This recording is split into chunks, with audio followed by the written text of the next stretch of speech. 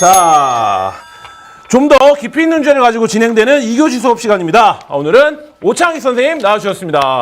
네, 안녕하세요. 아이고, 네, 환영해 주셔서 감사합니다. 오늘의 1타 강사 잠깐 소개를 좀 해드리면요. 오창익 선생님은 1999년이네요. 인권연대가 설립된 게. 네. 그때 인권연대를 직접 설립을 하셨고 그 이후로 사무국장을 계속 지내시면서 인권운동가로서 굉장히 여러 가지 다양한 활동을 해오고 계신 분이고요. 그다음에 여기 이렇게 대본에 이렇게 써 있어요. 사람답게 살기 위한 노력의 결실이 바로 인권이라는 점을 다양한 교육과 저술로 활발히 알리고 계시는 분이다. 훌륭합니다. 요새는 방송 출연도 많이 해주시는데 또 여기에 더해서 본인 소개를 좀 하고 싶은 게 있으세요? 특별히 없는데 이 유튜브잖아요. 네. 저도 유튜브 하나 하는데 아, 그래요? 독자가 아직 1000명이 안 돼가지고 구독과 좋아요. 오창익 TV. 오창익 TV. 알겠습니다. 변희재라고 한 2번씩 불렀는데도 안 뜨더라고요. 아, 그래요? 아, 이럴 수가. 알겠습니다. 여러분 잘 오늘 기억해 방송 주시고요. 출연을 계기로 1000명이 넘지 않을까. 956명이 던데. 그러면 뭐 곧 오늘 천명 방송 넘게. 출연 오창익 TV입니다. 오창익 TV. 오창익 TV도 많은 관심. 국회도 있는데 인권연대 TV. 그건 1000명 넘었어요. 1018명, 17명. 네. 얼마 전까지 시사 감사합니다. 프로그램 아침 시사 라디오도 진행도 하시고. 저녁에 했는데요. 저녁에요? 10달 만에 잘렸습니다. 죄송합니다. 네. 자, 오늘 태도가 안 좋다고 그래요. 오늘 강의 내용은 뭔가요? 자, 지금 뭐 제일 이상하고 핫하고 네. 복장 터지는 사건이 아닌가 싶은데 경북 예천에서 수해 실종자를 찾다가 해병이 숨지는 사고가 있었습니다. 이 사고에 대해서 박정훈 전 해병대 수사단장이 열심히 수사를 했습니다. 그런데 지금 사건이 전개되고 뉴스를 못 따라잡는 분들이 보기에는 그 최상병이 순직하는 사건의 진실이 밝혀지는 게 아니라 박정훈 전 대령과 국방부 간에 해병대 지도부 간에 이런 이제 논쟁이 되면서 이게 항명죄다. 뭐 기밀을 유출했다. 뭐 이런 사건으로 가고 있고 이게 이제 박정훈 전 대령의 그 수사단장의 녹취에 의해서 보면 윗선이 개입했는데 그 윗선이 VIP가 아니냐. 뭐 경로했다더라. 뭐 이런 것들이 육성으로 나오고 있고 이런 상황인데 오늘 이 사건 관련해서 뭐 전개되는 전반적인 과정 이런 이제 좀 국가 권력이 개입한 사건 많이 다뤄 보셨던 오창익 국장님이시니까 좀 전반적인 얘기 한번 정리해 보도록 하겠습니다. 그러니까 이런 식으로 했던 거죠. 네. 실종자가 생겼어요. 우리가 원하는 일은 아니지만 네. 하여튼 사망자가 있으니까 수색을 해야 되는데 해병대 요청을 해가지고 대민 지원을 나왔는데 해병대 상징 색깔이 빨간색입니다. 그러니까 네. 빨간색을 입히고 이제 강에서 이거보다 더 좋은 사진 비슷한데 여긴 강은 아닌데요. 이렇게 한 줄로 서가지고 쭉 들어가는 사진 있었죠? 그런데 당시 상황이 어땠냐면 이거는 급류가 보이진 않는데 급류가 있어서 장갑차도 들어가기가 어려웠다 이런 상황이었어요. 네. 근데 지금 어떤 사진을 보든 간에 뭐 들어가기 전 그다음에 들어간 다음 보면 구명조끼도 안 입었잖아요. 네. 구명 작업을 직업적으로 하는 119도 이런 데 들어갈 땐 구명조끼 입고 그다음에 안전장치, 로프 같은 거를 묶고 그렇습니다. 네. 근데 해병대 아무리 뭐 귀신 잡는 해병이라 하더라도 네. 해병대 병사들은 1년 6개월 동안 군복무를 하는 거예요. 그렇죠. 그러니까 물론 체력이 좋고 네. 물론 뭐 20살 나이에 건강한 사람들이긴 하지만 그만해야 됩니다. 죄송합니다. 그렇긴 하지만 이렇게 무방비 상태로 들어가는 건 안 되는 거예요. 그렇죠. 그 과정에서 이제 최수근 일병이 희생당한 겁니다. 그러니까 네. 죽지 않아도 되는 사건이었고 얼마든지 막을 수 있는 사고였어요. 그러면 도대체 군에 자식을 보낸 부모 입장도 그렇고 국민들 입장에서는 왜 멀쩡한 자식이 가서 군에서 그렇게 죽어야 됐는지에 대해서 묻고 싶잖아요. 네. 그 답을 해병대가 해야 되는 겁니다. 이게 사건의 본질이에요. 네. 그러니까 최수근 일병 뭐 죽은 다음에 상병으로 추서했다 하는 건데 그건 뭐 큰 의미가 있습니까? 우리가 뭐 사람 목숨이 중요한 거지 일병이냐 상병이냐는 중요하지 않고 네. 하여튼 그 최수근 상병의 죽음의 원인이 뭐냐 네. 어떻게 죽어갔냐를 밝히는 게 핵심인데 갑자기 이상한 사태로 돌아가기 시작했어요. 맞습니다. 그러니까 그 부분에서 지금 이제 언론에 보도가 다 된 내용이지만 빨간 옷 티셔츠만 입고 들어간 사진들이 사단장이랑 보고가 됐고 네. 그다음에 이제 그 부분에서 대민 지원에서 이제 해병대가 적극적으로 홍보될 수 있게 뭐 이런 이제 맥락의 지시도 이제 내려온 것도 확인이 됐고 그래서 결국엔 박정훈 대령이 사단장을 포함해서 누구누구들을 기소하자 이런 이제 말하자면 보고서를 만든 거잖아요. 네네. 아니, 네. 기소가 입건을 한 네, 거죠. 입건을, 예. 그래서 일부러 사람을 죽인 건 아니에요. 그러니까 그렇죠. 살인이라고 볼 수는 없지만 네. 과실치사는 분명하다. 왜냐하면 카메라용으로 그러니까 이를테면 사당장의 공명심은 부각됐는지 모르겠지만 기본적으로 병사들에게 안전장군 하나도 채우지 않은 상태이기 때문에 이건 문제가 있다. 지휘 책임만이 아니라 구체적으로 지시를 했잖아요. 보기 좋게 빨간색 있고 우리 해병대가 뭔가 역할을 하는 거 보여달라. 특히 텔레비전 카메라 앞에서 좋은 모습 보여라 이런 거 아니에요. 네. 우리 병사들이 텔레비전 카메라 앞에서 사단장님의 영광을 위해서 소모품처럼 소모됐다는 거예요. 네. 그렇다면 분명히 책임을 물어야죠. 네. 근데 이 책임을 어떻게 물었냐면 그 박정훈 대령이라는 사람이 해병대 수사단장입니다. 네. 그러니까 수사권을 가지고 그걸 가지고 해병대 사단장을 비롯한 8명의 그 간부들이 책임이 있다고 확정한 거예요. 네. 그러니까 뭐 수사 결과를 뭐 나중에 검찰도 가야 돼. 그 전에 이제 민간 경찰에 왔다가 검찰에 가고 또 재판에 네. 붙여봐야 유무죄를 따질 수 있을 텐데 하여튼 그 단계에서 국방부는 그냥 입건할 수가 없나 봐요. 그래서 국방부 장관의 결재를 막고 입건을 했고 그걸 경북경찰청에 보냈는데 네. 장관이 결재한 서류를 보냈는데 갑자기 문제가 된 거죠. 네. 그래서 돌려받은 거예요, 네. 서류를. 네. 그때부터 이제 사단이 난 거죠. 돌려받게 된 까닭이 뭐냐? 네. 그럼 상식적으로 얘기해서 국방부 장관이 사인을 했는데 그렇죠. 결재를 이미 했는데. 그거를 돌이킬 수 있는 사람이 누굴까? 해병대 사령관 아니에요. 네. 장관의 지휘를 받는 소위 부하의 지위에 있으니까 그럼 누구냐? 그럼 상식적으로 대통령밖에 없다. 네. 대통령이 뭔가 또는 대통령실에서 뭔가 조치를 했기 때문에 이런 거 아니냐라는 거고 그 대통령실의 조치와 관련해서 박정훈 대령이 하는 얘기는 대통령이 당시에 경로했다. 네. 이딴 일로 사단장에게 책임을 물으면 누가 사단장 하냐? 뭐 이렇게 소리를 질렀다는 거예요. 네. 뭐 설득력 있는 얘기죠. 대통령이 경로했는지 아닌지는 모르지만 네. 대통령실 또는 대통령실과 비슷한 어떤 절대 권력이 움직여서 국방부 장관의 결재가 난 수사 서류를 돌려받은 거니까 이거 심각한 문제죠. 근데 만약에 그럼 진짜로 그 대통령이 경로를 해서 국방부 장관을 불러서 질타를 하고 그런 다음에 이런 일련의 일들이 벌어졌다고 가정을 하면 이 대통령이 이런 식으로 하는 게 상식적으로 말이 되는 건가요? 아니 어떻게 봐야 그러니까 되나요? 대통령은 다른 건 몰라도 네. 뭐 물론 훈범도 장군 이런 것도 잘 알고 이념도 잘 알고 그러시지만 수사에 대해서는 잘한다고 우리가 믿고 있잖아요. 네. 검찰총장을 네. 했으니까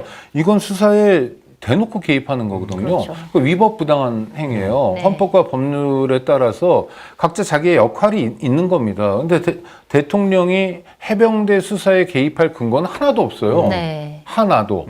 법률이 없으니까 없는 거예요. 위법 부당한 행위를 한 거고 예전에 이태원 참사 가지고 행안부 장관을 탄핵 소추했을 때 안 됐잖아요. 네. 기각된 이유가 뭐냐 명백한 헌법과 법률의 위반 행위가 없었다는 건데 그럼 뭐 법조 모범생들이 그런 판결하겠거니 싶기도 하지만 네. 그러니까 부적절한 거와 명백한 위법은 좀 다르거든요. 네. 그러니까 이상민 장관은 부적절하긴 했지만 장관으로서 자기 역할을 잘 하진 않았지만 명백한 법률 위반은 없다는 거예요. 근데 이 해병대 사건의 경우에 만약 대통령이 그렇게 했다면 명백한 법률 위반을 한 겁니다. 아주 심각한 문제예요. 네. 근데 지금 약간 그거를 밝혀내기가 쉽지 않은 상황인 게 네. 예를 들어서 이제 박 대령이 본인이 이제 VIP가 경로했다는 얘기를 김계환 해병대 사령관한테 그 얘기를 들었다는 거잖아요. 네. 근데 그 사령관, 김계환 사령관은 자기는 그런 적 없다라고 부인했고 네. 대통령실에서도 우리는 그런 적 없다라고 다 부인하고 있는 상황이에요. 편이 아무도 없는 상황인데 이런 상황에서 진실이 좀 드러날 가능성이 있을까요? 어떻게 지금 보세요? 상황에서는 누구도 얘기하지 않겠죠. 그런데 중요한 건 이를테면 진상규명은 해야 되잖아요. 왜냐하면 지금 박 대령에게 걸려 있지만 박 대령을 넘어서 최상병으로 가야 됩니다. 네. 우리가. 그게 아주 중요한 핵심이에요. 그러니까 어떻게 이 사건이 해결되든 간에 최상병이 왜 죽었냐, 막을 수 있는 죽음이 왜 터졌냐에 대해서는 우리가 답을 얻어야 돼요. 하여튼 박대령 사건과 관련해서는 지금 당장 어떻게 하긴 어렵죠. 살아있는 권력이니까. 특히 윤석열 대통령은 취임한 지 뭐 1년 3개월, 4개월밖에 안 됐으니까 앞으로도 한참 남아있으니까 쉽지는 않을 거예요. 네. 그러니까 제3의 기관이 이걸 다뤄야 됩니다. 두 가지 방법이 있는데요. 네. 국회 차원의 국정조사가 있고요. 네. 근데 국정조사라는 게 뭐 만만치 않다는 게 우리가 뭐 반복해서 보고 있는 거니까 그럴 때 쓰는 방법이 특검입니다. 네. 이전에 특별검사제가 처음 시작됐을 때가 김대중 대통령 때인데 뭐 온로비 특검 뭐 이런 거였어요. 막상 파헤치니까 별것도 없더라 이런 거였거든요. 왕드리긴 본명만 나왔던 그 그렇죠. 특검. 예. 근데 기억나는 것밖에 없고. 본명입니다. 그런데 지금 이 사건 정말 중요하거든요. 네. 이건 뭐 윤석열 대통령 좋아하든 아니든 지지하든 그렇지 않든 간에 대통령직을 계속 수행하는 게 가능할까 싶을 정도로 큰 사건이에요. 명백한 법률 위반이기 때문에 그러니까 이거는 실체적 진실을 밝혀야죠. 밝힐 수 있는 방법은 특검밖에 없습니다. 지금 이제 사무국장님 보시기에 실질적 진실이 어딘가 있을 텐데 네네. 그러면 정부 입장에서도 예를 들면 어떤 뭐 과정에 실수가 있었습니다. 장관이 결재한 사건을 다시 회수하고 뭐 이런 의사결정에 실수가 있었으면 이 사건을 어쨌든 모양새 있게 끌고 가야 될 텐데 그게 아니라 갑자기 항명이다 이렇게 가고 박정원 대령이 해병대 정신이 굉장히 입각한 군인 정신으로 열심히 살아온 분을 마치 뭐 정부에 반하는 사람인 것처럼 지금 프레이밍에서 몰아가고 있는 이 정치 이건 어떻게 아니 보십니까? 그러니까 이제 윤석열 정부에서 자주 보여주는 태도예요. 장모가 구속됐는데 아무 말도 안 해요. 그 전에 일원도 안 받았다고 그러더니 그 대통령 부인 김건희 씨가 리투아니아에서 뭐 쇼핑하고 이런 거 아무것도 얘기 안 해요. 그러니까 불리하거나 좀 그런 건 빠집니다. 특히 심지어 후쿠시마 오염수에 대해서 대통령은 지금 없잖아요. 장관들도 발언하지 않고 차관들에게 맡겨놓은 수준이거든요. 이런 게 통한다고 생각하는 것 같아요. 그런데 당사자는 대통령이 경로에서 내가 이렇게 코너에 몰렸다라는 거고 집단 항명 수괴죄라는 범죄도 있구나 우리가 이번에 새로 알게 됐는데 그거 가지고 영장 청구를 한 겁니다. 구속 영장 청구를 천만다행으로 군사법원에서 저는 그냥 무사 통과될 줄 알았는데 영장이 기각이 됐어요. 그게 또 논란이었죠. 아니 왜냐면 너무 터무니없으니까. 그러니까 언론 보도에도 나오지만 만약 항명죄가 되려면 해병대 사령관이 진술을 해줘야 되는데 이분이 대통령 말씀을 전해 들었다는 얘기는 부인하지만 그렇다고 박정원 대령이 항명했다는 얘기는 또 안 하는 것 같아요. 약간 엉거주춤하긴 하지만 그래도 기본적인 룰은 지켜주고 있는 것 같아서 항명이란 것 자체가 성립 안 되는 상황이거든요. 그리고 보호권자 입장에서는 항명이라는 지금 진술을 안 하고 있는 거니까. 그렇죠. 그러니까 이제 영장이 기각된 거로 보여요. 제가 볼 때는 뭐 저 깊은 속내는 모르겠지만 또한 한 걸음 더 들어가면 군사법원 자체가 무슨 의미가 있냐. 우리가 전시도 아닌데 왜 군인들 사건을 지들끼리 하면서 쌈 싸먹냐. 이런 지적이 그동안 오랫동안 있었거든요. 그런 것에 대한 뭐 성찰 또는 뭐 자기 방어일 수도 있겠지만 하여튼 이번 사건은 이상한 방향으로 흘러가고 있는 거고요. 의혹이 있으면 말해야죠. 설명해야죠. 그게 대통령의 기본인데 그게 안 되고 있는 겁니다. 지금 뭐 사무국장님 보시기에 이 사건이 지금 영장이 다행히 기각이 돼서 박정원 대령 인신이나 이런 게 구속된 상황은 아니고 박정원 대령이 뭐 국회의원들 만나서 그런 얘기도 했다고 해요. 딱 한마디 했다고 해요. 자기가 어떻게 되더라도 세상명 사건의 진실을 꼭 좀 밝혀달라. 이렇게 한마디 했다는 거 저도 보고 좀 먹먹한 느낌도 들었는데 지금 어쨌든 정부는 항명수계다 이렇게 몰아가고 있는 상황이고 항명이다 이렇게 몰아가고 있는 상황인데 어떤 대응이 가장 지금 필요하다고 보십니까? 시민사회나 국회 차원에서. 아니 그러니까 시민사회가 사실 할 일은 없고 국회는 국정조사 해야 된다고 생각해요. 국정조사 해서 실질적 진실이 다가가면 좋겠지만 뭐 그렇지 않겠죠. 보통 그런 경우 여당이 반대하거나 회방 놓는 경우가 많으니까 안 되면 특검으로 가야 되고 이런 건 정말 명명백백히 실질적 진실을 밝혀야 된다. 왜냐하면 우리가 징병제 국가잖아요. 그러니까 최수근이라는 젊은이 입장에서 생각해 보면 건강하니까 군대 간 거예요. 다른 데도 아니라 해병대로 자원 입대한 거예요. 그러니까 참 튼실한 젊은이였잖아요. 근데 장갑차도 못 들어가는 급류에 그것도 사단장 보기에 좋으라고 텔레비전 카메라가 취재하기 좋으라고 그래서 죽음에 이르게 된 거예요. 그럼 국가가 이렇게 허무맹랑할 수 있는 겁니까? 아니죠. 그러니까 우리가 징병제를 계속 유지하려면 최수근 상병의 죽음에 대해서 진실을 밝혀야 돼요. 그거는 책무입니다. 대통령과 국방부 장관, 해병대 사령관, 해군 참모총장에게 주어진 책무예요. 해도 그만 안 해도 그만이 아니죠.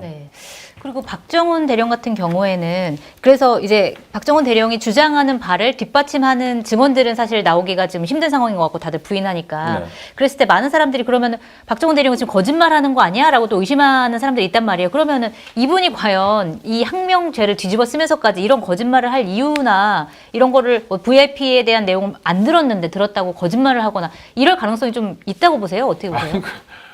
그렇게 거짓말할 가능성은 없죠. 그러나 박정원 대령이라는 사람 우리가 모르잖아요. 인상이 뭐 진짜 해병 같다. 이런 건 그냥 인상 비평이기 때문에 인상은 그렇지만 속으로는 안 그럴 수도 있어요. 그런 것에 대해서 우리는 합리적 의심을 하는 건 좋아요.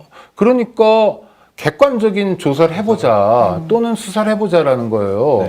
박정원 대령이 생긴 것과 달리 엉뚱한 얘기를 하면서 국론 분열을 일으키려는 이상한 사람일 수도 있고 그럴 때 막 보면 막 고향 나오고 그러잖아요. 고향도 뭐 경상도여서 아니고 뭐 어쩌고저쩌고 막 그런 얘기들. 아니, 그 이문정 검사 때도 뭐 고향이 어디냐 하면 네. 안 나오니까 뭐 남편 고향이 어디냐, 뭐 누구 고향이 어디냐 막 이렇게 찾는데요. 네. 그런 식으로 이상한 마녀사냥 하지 말고 네. 실질적 진실을 밝혀보자. 그러면 지금의 수사 구조 가지고 밝힐 수 있냐? 없다는 거예요. 지금의 수사 구조는 네. 박정훈이란 희생양을 만들어내고 박정훈 대령을 감옥에 가두는 게 전부인, 목표의 전부인 최상병 사건 없어지고 이런 수사이기 때문에 그럼 객관적인 수사를 해보자. 우리가 헌정질서를 운영하면서 특검을 했던 게 한두 번이 아니거든요. 올로비 가지고도 했는데 최상병의 죽음을 가지고 왜 못하냐. 더더군다나 해야죠. 네.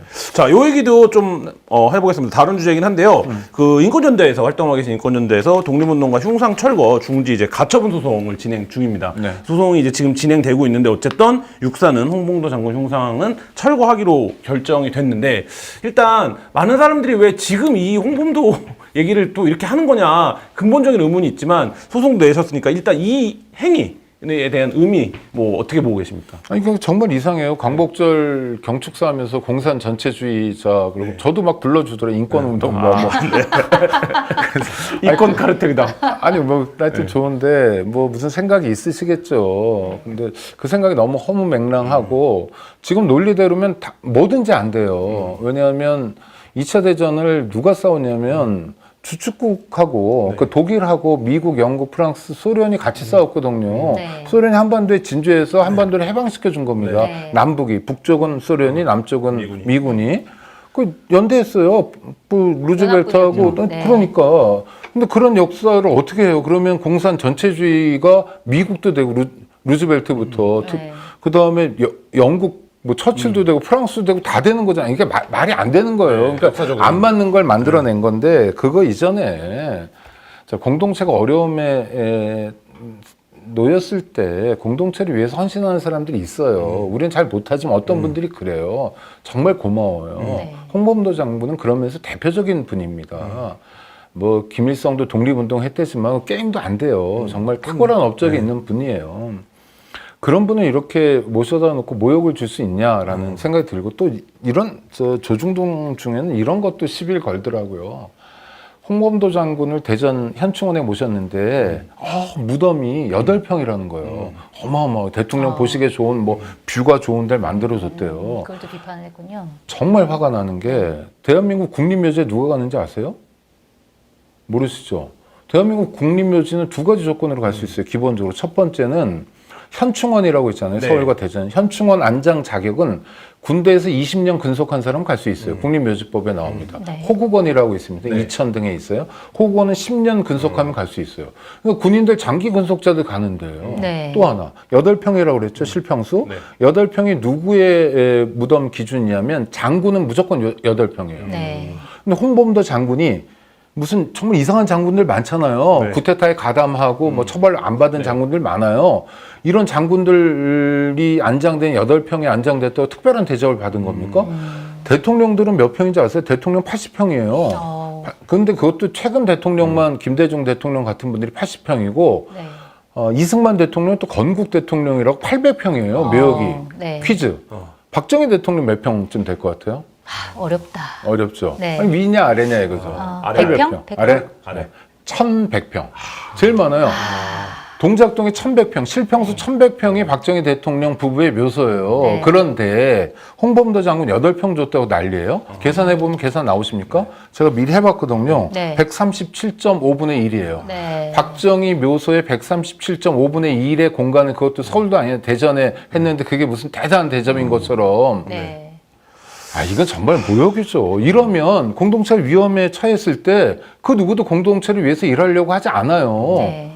각자 도생하는 거예요. 정말 아니 국가를 잘 못할 수 있어. 대통령 노릇을 잘 못할 수도 있는데 그래도 어느 정도 범인이 있다고 생각합니다. 이 범위 안에서 움직여야죠. 근데 대통령 같은 경우는 이제 요즘 아까 말씀하셨듯이 이제 본인도 인권연대 사무국장이니까 이제 호명이 됐다고 말씀하셨는데 왜 이런 이념 논쟁을 굳이 이 와중에 총선에 별로 도움도 안 되는 것 같은데 왜 이런 논쟁을 벌이고 있는 거라고 보세요?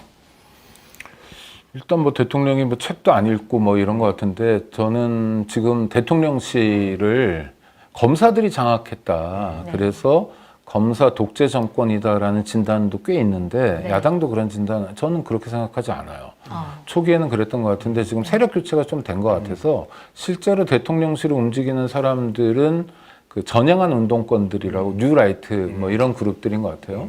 그래서 지금 굉장히 많은 분들이 통일부 장관만이 아니라 뉴라이트 그룹들이 이 윤석열 대통령의 근방에 포진하고 있고 이분들이 상당한 영향력을 미치고 있는데 운동하다 뭐 안 할 수도 있어요. 그건 뭐 자연스러운 일이고 운동을 평생 직업으로 하는 사람 많지 않습니다. 저도 저랑 같이 운동을 시작한 사람 중에 대부분이 운동 안 하거든요. 네. 그건 뭐 자연스러운 일인데 이렇게 전향했다 또는 변절했다 이런 분들은 김문수 씨 네. 경산노위 위원장 보면 알지만 그분이 운동할 때 굉장히 과격한 왼쪽에서도 아주 왼쪽에 가 있던 분이거든요. 네. 그분이 남한 사회주의자 노동자 동맹 산호맹을 만들고 이끈 분이니까 상당히 왼쪽에 가 있었는데 그런 분들이 이제 변절 또는 전향을 하면 어떻게 되냐면 오른쪽 끝에서 활동하는 경향이 있어요. 왜냐하면 자기 존재 이유를 밝혀야 되거든요. 존재 증명해야 되니까. 더 세게 얘기하는 거예요. 그러니까 정말 말도 안 되는 시대착오적인 아니 공산 전체주의 이런 얘기를 2023년 8.15 경축사에 들을 거라고 상상한 사람은 정말 아무도 없을 거예요. 네.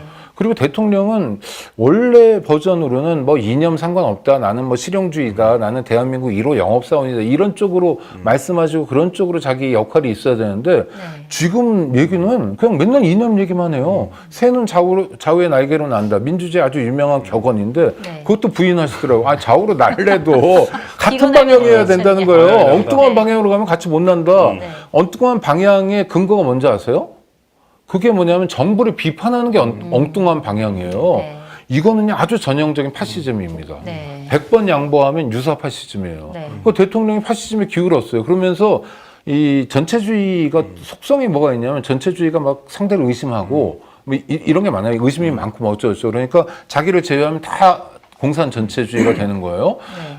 이런 모습들이 그 스탈린이나 히틀러에게 보여준 모습들이 윤석열 대통령에게 그대로 나타나고 있어요. 굉장히 비극적이에요. 그냥 전 조롱하고 싶어서 하는 얘기가 아니라 네. 아니 우리 대통령이 파시스트라면 그게 말짱하게 받아들일 건 아니거든요. 우리가 그래도 파시즘은 넘어서야 되잖아요. 민주주의 좀 잘 못한다 이런 거하고 완전히 다른 차원으로 가고 있어서 그건 걱정입니다. 어쩌면서 일각에서 이제 비판하는 게 뭐 복잡한 이념 얘기나 뭐 철지났다는 비판을 받고 있지만 이 이념을 끌어들이는 게 결국엔 문재인 정부 때 한 게 싫어서 다 이 홍범도 장군의 형상도 결국 이제 문재인 정부 때 탄피로 만드 시절을 제작이 된 거고 유해도 이제 문재인 정부 시절에 온 건데 결국 이제 이 문재인 정부가 그냥 단순히 싫은 거 여기서 비롯된 되게 이제 말하자면 저차원적인 대응이 아니냐 뭐 이런 지적도 있는데 그건 어떻게 보십니까? 많은 문제들이 이제 그렇게 문재인 보이는데. 정부가 싫다고 얘기하지만 사실 문재인 대통령이 검찰총장 시켜줘서 대통령 하는 거잖아요. 네.